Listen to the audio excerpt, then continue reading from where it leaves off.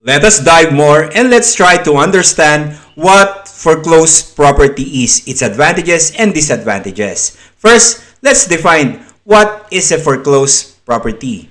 A foreclosed property has been repossessed and is being sold by the mortgage lender, in most cases the banks, pag-ibig, or financing institutions. Understanding how the foreclosure process works is the first step in your decision to purchase a foreclosed property. Lenders may begin the legal process of foreclosure when the borrowers fail to make timely payments on their mortgage loans. What are the advantages? Number one, it has a lower sale price.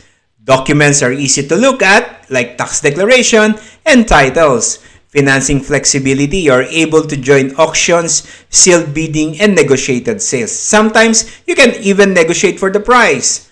Price per square meter is lower than the fair market value at the time of purchase, and building equity is faster due to the price difference. Of course, it doesn't come with all advantages. It also comes with some headaches.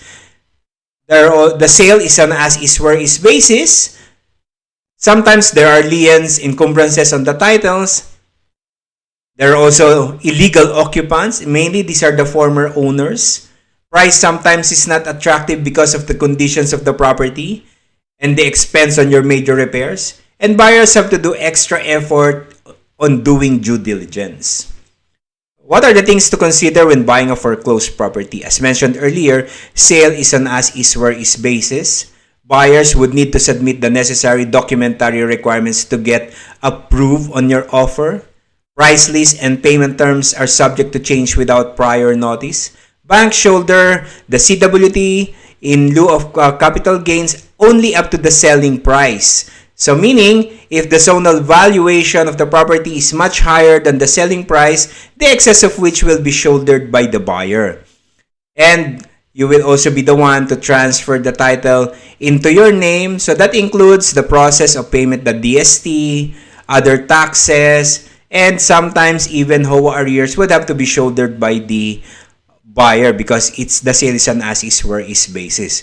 The turnover or the possession of the property comes at 20% and upon execution of the contract. In this case, maintenance expense shall be for the account of the buyer from the first payment, 20% down payment, or even the full payment. So here are some of the things that you should consider when buying a foreclosed property.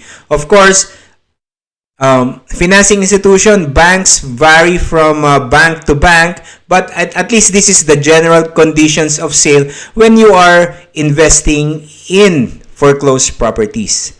There you have it, guys. Now that we understand what a foreclosed property is, what are the advantages and the disadvantages of owning one or purchasing one, and if you feel that this is for you and you are ready to explore the world of foreclosed properties, take a look at our different listings, and if you have any questions about it, do give us a call at our number at 0920-562-4098.